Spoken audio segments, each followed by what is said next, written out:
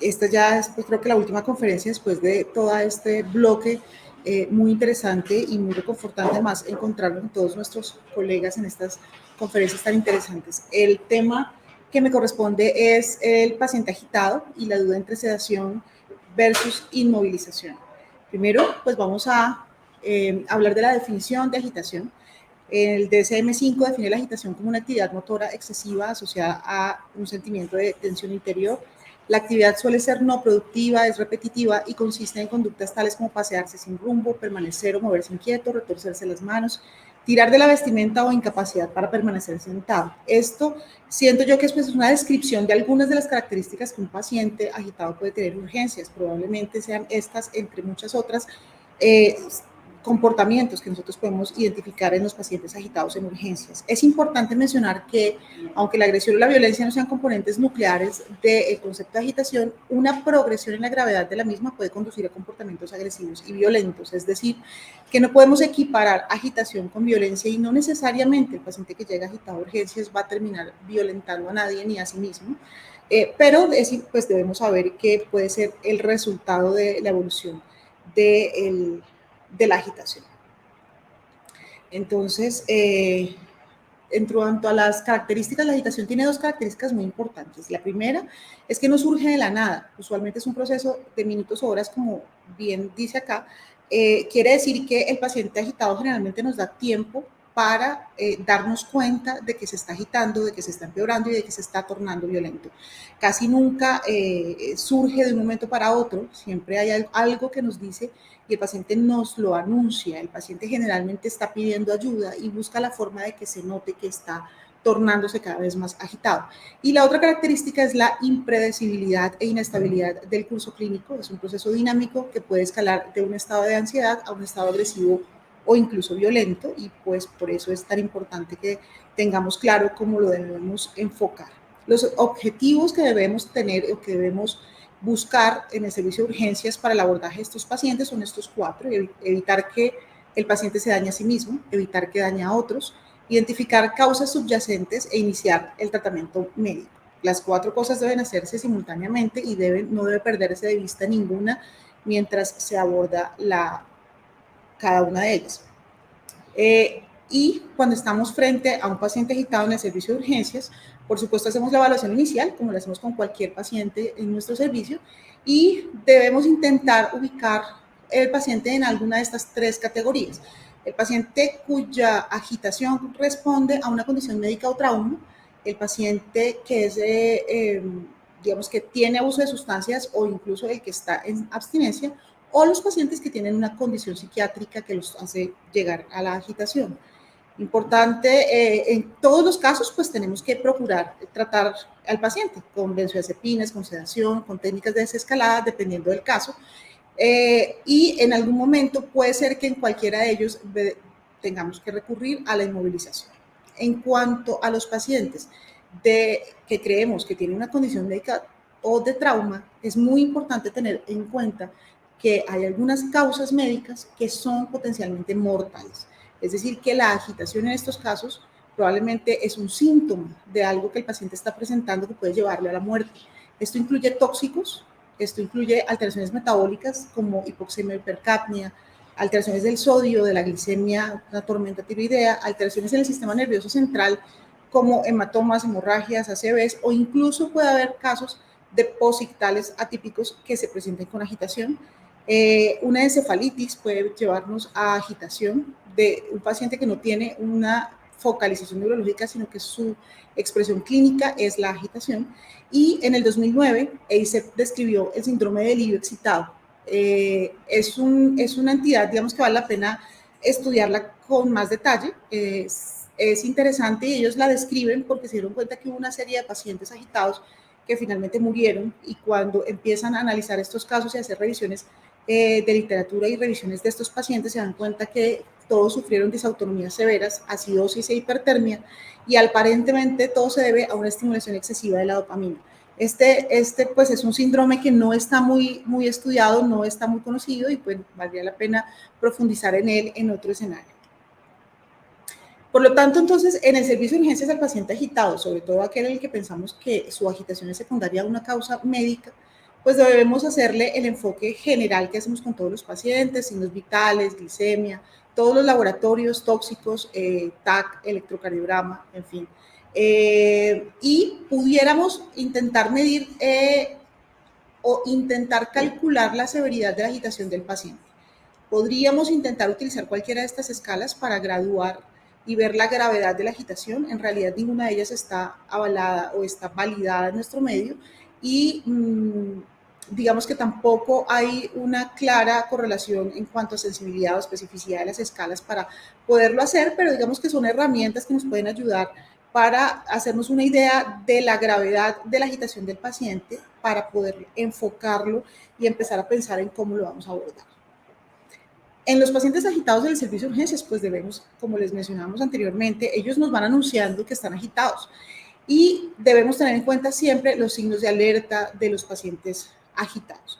Si tenemos alucinaciones, aumento en el tono de la voz, hiperventilación, rubor o palidez, un contacto visual prolongado, invasión del espacio del entrevistador, fricción de las manos, comportamiento provocativo, discurso hostil y demandante, un paciente que golpea objetos, tira el celular, golpea la puerta, rompe el vidrio, todas estas cosas, un paciente que no puede quedarse quieto nos está avisando y nos está diciendo que se va a tornar violento. Y entonces tenemos que acudir en ese momento pues, a las estrategias terapéuticas que tengamos en el servicio de urgencias, incluyendo sedación farmacológica o incluyendo restricción física si fuese necesario. En este caso ya es importante que tengamos un equipo preparado, entrenado, y siempre va a haber pues, un líder dentro del grupo para dar la orden del momento en el que deberíamos considerar esta opción terapéutica de la contención física. Entonces, después como de esta corta revisión, vamos a hablar cómo debemos abordar los pacientes y cómo debemos hacer como esta desescalada. La desescalada se refiere a la manera como podemos intentar evitar que el paciente se torne agresivo o que su agresividad siga escalando, siga empeorando. Entonces, lo ideal es que uno pudiera tener un abordaje progresivo y decir, no, primero hago ambiental, luego hago verbal, luego hago farmacológica, pero pues sabemos que no siempre se presenta de esa manera. Si el paciente desde que entra agresivo y agresivo, violento, pues seguramente vamos a necesitar hacer contención física desde el principio. Por lo tanto, pues no necesariamente va escalonado el abordaje, pero es importante que, digamos, mezclemos o tengamos en cuenta cada uno de estos aspectos para disminuir la agitación y para evitar la agresividad del paciente. ¿En qué consiste la desescalada? Pues tenemos las medidas ambientales primero. Las medidas ambientales, pues hay varias cosas, aquí traigo solo algunas, como promover espacios limpios y organizados, el desorden, el ruido, la luz muy brillante, el calor o mucho frío, todas estas cosas que produzcan incomodidad en el paciente, pues pueden exacerbar sus síntomas y tornarlo más agresivo. Es importante no bloquear las salidas y dejar la puerta de la habitación abierta, sea para que el paciente pueda salir corriendo o para que el personal, el médico o el profesional que está abordando el caso también pueda huir si el paciente se torna agresivo. Pero esto de no bloquear la salida se refiere más a no tener, digamos, como un mobiliario estorboso en el sitio donde se está abordando el paciente, porque es que está la caneca, el atril, el escritorio, todo esto que estorba en la salida y esto va a generar violencia si el paciente quiere salir y no lo puede hacer. Situarse uno mismo entre el individuo y la puerta, esto es una medida protectora por si el profesional debe escapar. Mantener relaciones empáticas y dentro de esto hace parte del acompañamiento familiar. Es muy importante, si el paciente tiene familia, que nosotros le demos la oportunidad de estar con alguien que él conoce para que se sienta en confianza, para que si el paciente sabe que está en una situación vulnerable y si hay algún familiar, un amigo o alguien en quien él confíe, pues va a sentirse un poco protegido y esto lo va a calmar un poco. Y por supuesto la comunicación empática con el personal de la salud y el paciente. Mantenerse a 2 brazos de distancia, no invadir el espacio físico del paciente para que no sienta pues que va a ser agredido, porque ellos están siempre muy a la defensiva. En la desescalada verbal, como les mencionaba, entonces la escalada es como va progresando el comportamiento del paciente desde la agitación hasta la agresión. Entonces, cuando tenemos un paciente que inicialmente se rehúsa a cooperar, tiene una mirada amenazante, más adelante va a tornarse con inquietud motor y movimientos sin propósito, la habilidad afectiva con aumento en el tono de la voz, irritabilidad y comportamiento intimidante, agresión a las propiedades o comportamiento verbal hostil, y finalmente un paciente amenazante o directamente agresivo. Entonces, por eso era un poco la idea de intentar establecer, de acuerdo a las escalas, la gravedad de la agitación del paciente, porque sabemos que si estamos en estas primeras fases del paciente, el descalamiento verbal puede dar una respuesta hasta el 80% de los casos. Es decir, que en el 80% de los casos pudiéramos nosotros evitar una contención, sea física o sea farmacológica. Por lo tanto, es, digamos que una intervención muy exitosa que vale la pena siempre, siempre acudir a ella en la medida que la gravedad de la agitación del paciente lo permita. Un paciente que esté ya en este punto de que está directamente amenazante o agresivo, probablemente ya no vayamos a tener éxito con la desescalada verbal, sino que ya tengamos que acudir a otras estrategias. La desescalada verbal es una técnica que pretende que el paciente sea orientado hacia un estado de calma mientras se establece la relación terapéutica y consiste en evitar, como ven allí, que las personas pasen a la acción agresiva. Y pues, como lo acabo de mencionar, está indicada especialmente en casos de gravedad moderada. Por supuesto, en todos los casos de gravedad leve también. Siempre que nosotros vayamos a hacer esta intervención de desescalada verbal, debemos tener en cuenta como estos 10 aspectos que son muy importantes. Al paciente hay que hablarle despacio y pausadamente, ofrecer las máximas opciones posibles, es decir, como, bueno, pero ¿y tú qué es lo que quieres? Si quieres, llamo a un familiar para que te acompañe, si quieres, te traigo una silla para que estés cómodo, cosas que sean viables, que vayamos a cumplirle al paciente y que él sienta que estamos siendo de alguna manera considerados con su situación. No ser confrontativos, evitar el contacto visual directo o los movimientos bruscos, porque él va a interpretar esto como que se le va a agredir, y establecer los límites claramente. Es importante que el paciente sienta que quien está dominando la situación es el profesional. Hacer todo lo posible para cumplir las peticiones de la persona en positivo. Un ejemplo está aquí, claro que podemos conseguirte algo de comer, pero primero necesitamos que te sientes o que te tomes este medicamento y empezamos a negociar. Abstenerse de criticar o discutir con la persona, no interrumpir su discurso, evitar responder de forma defensiva y no tomarse el enfado de la persona como algo personal, porque esto inmediatamente va a romper la comunicación. Y por supuesto, siempre que tenemos un lenguaje verbal, pues también tenemos un lenguaje no verbal. Esto es inherente a la comunicación que tenemos permanentemente. Entonces, es importante que los gestos no deben ser amenazantes ni defensivos. La actitud debe ser abierta y tranquila, y esto de actitud abierta y tranquila incluye lo de las extremidades superiores siempre visibles. No hay que guardar las manos en los bolsillos ni esconderlas, porque el paciente va a pensar que vamos a sacar algún objeto para agredirlo, alguna inyección para ponerle un medicamento, y se va a sentir amenazado. No mirar de forma directa y continua al paciente, pero siempre mantenerlo dentro del campo visual para poder observar en qué momento cambia su comportamiento o se torna más agresivo.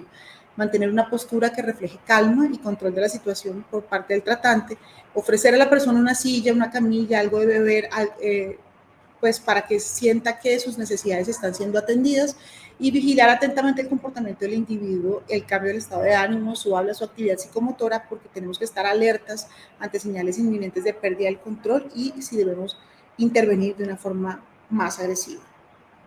Esta es como la desescalada inicial, y las medidas ambientales y la escalada verbal, que, como les mencionaba, pueden ser efectivas hasta en el 80% de los casos. Pero también a veces tenemos que hacer contención farmacológica. Cuando hablamos de contención farmacológica, hablamos de sedación. No hablamos de darle medicamento. Hay sedación oral que podemos dar, pero pues aquí ya empezamos a hablar de que empezamos a tranquilizar al paciente de manera inducida con fármacos. El objetivo principal es calmar al paciente y conseguir tranquilizarlo. El objetivo principal de esta contención no es que urgencias esté tranquilo, no es que haya silencio en el servicio, no es que yo pueda trabajar más tranquilo porque este paciente me tiene aburrido, no. El objetivo es terapéutico hacia el paciente. Entonces, que esto debe quedar muy claro y es supremamente importante. Considerar las preferencias del paciente, y en esto se refiere mucho a ofrecerle la opción al paciente de que tome medicamentos vía oral. Siempre el paciente, como les digo, usualmente está buscando ayuda, está queriendo ayuda, él sabe que está en un servicio de urgencias porque alguien lo trajo para ser ayudado, porque está en una situación o está en una crisis. Entonces, si bien puede estar agitado, él generalmente va a permitir la ayuda de parte del profesional. Entonces hay que ofrecerle siempre medicamentos vía oral. En estadios más avanzados, ya si hay falta de colaboración o necesidad de un rápido inicio de acción, pues ya optaríamos por formulaciones intramusculares. También se puede optar por las monoterapias pero a veces es necesario hacer mezcla entre benzodiazepinas y antipsicóticos. Optar por antipsicóticos atípicos, tanto en sus formulaciones orales como intramusculares. ACEP en el 2006 primero y en el 2017 después nos da unas recomendaciones, digamos, prácticas para el uso de medicamentos para contención farmacológica. Nos dice nuevamente, como les mencionaba, que la vía oral, sublingual o inhalatoria son preferibles siempre a la vía parenteral, que se puede utilizar benzodiazepinas o un antipsicótico de primera generación como monoterapia en el tratamiento inicial en el paciente. Indiferenciado quiere decir que no tiene una causa, no sé si es psiquiátrico o si es una causa médica o si es tóxica, por ahora solo sé que lo tengo que sedar, podemos utilizar cualquiera de las dos alternativas. Si el paciente sí tiene una enfermedad psiquiátrica conocida, preferiblemente deberíamos utilizar un antipsicótico, sea típico o atípico, y la combinación de benzodiazepina parenteral y el haloperidol puede también llegar a dar una sedación más rápida que la monoterapia cuando tengamos un paciente con una condición psiquiátrica de base. Por vía intramuscular, tanto la benzodiazepina como el haloperidol son igual de eficaces. La olanzapina es una gran herramienta, es tan eficaz como el haloperidol por vía oral. Pueden utilizarse dosis flexibles de hasta 40 miligramos al día. Y se puede utilizar vía oral o vía intramuscular. La ketamina se ha propuesto como un tratamiento para pacientes con agitación aguda. La ketamina la han utilizado más nuestro personal de atención prehospitalaria para transporte aeromédico. Son quienes más experiencia tienen en ella, pero definitivamente faltan todavía estudios para recomendarla y la dosis es muy alta. Pareciera que se asocia más a necesidad de intubación del paciente, entonces por esta razón es importante esperar un poco más a los estudios o a veces puede llegar a ser necesario durante el embarazo. El fármaco de primera línea sería el haloperidol y en el paciente anciano el haloperidol o la benzapina pueden ser útiles. Hay que tener cuidado con las benzodiazepinas en el anciano porque por su condición suelen ser más sensibles a los efectos farmacológicos. Y la incontención física, pues definitivamente es una intervención terapéutica extrema. Entonces es importante que tengamos claro esto. Implica una restricción parcial o total de movimientos de una parte del cuerpo o en aquellas situaciones de riesgo o peligro. Y definitivamente solo tiene indicación para proteger al paciente, proteger al equipo, familiares u otros pacientes o limitar los daños a los objetos del entorno. Y esto tiene que quedar muy claro en la historia clínica, tal como lo exige la Joint Commission, para los centros de salud, de unidades de salud mental, como los servicios de urgencias. Es muy importante entender que si nosotros vamos a hacer una sujeción mecánica, para el paciente esto es una medida que siempre se realiza en contra de su voluntad, afecta su dignidad, puede llevar a vivir experiencias traumáticas del pasado, experimenta un estado de malestar emocional y psíquico que pueden sentirse humillados, deshumanizados y suponen situaciones psicológicas muy traumatizantes que condicionarán también cómo se va a relacionar el futuro del paciente con el equipo de salud o con los sistemas de salud. Por lo tanto, debemos tener en cuenta las consideraciones éticas para poder tomar la decisión de hacer una contención física. Siempre es una medida terapéutica excepcional y de último recurso que debe estar integrada dentro del protocolo de actuación médica. Su indicación solo está justificada ante el fracaso de las otras alternativas porque vulnera el principio de autonomía de la persona y los riesgos que supone la inmovilización de estos pacientes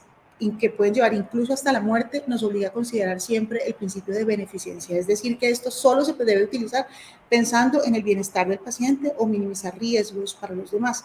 ¿Y por qué soy tan enfática o por qué hemos sido tan enfáticos con este tema? ¿Por qué Joint Commission se mete y por qué tenemos legislación al respecto? Pues porque tenemos una historia muy dura. Si nosotros miramos cómo se ha tratado a los pacientes agitados o los pacientes psiquiátricos en la historia, en los primeros siglos, estas personas o tenían demonios o eran brujos y los quemaban.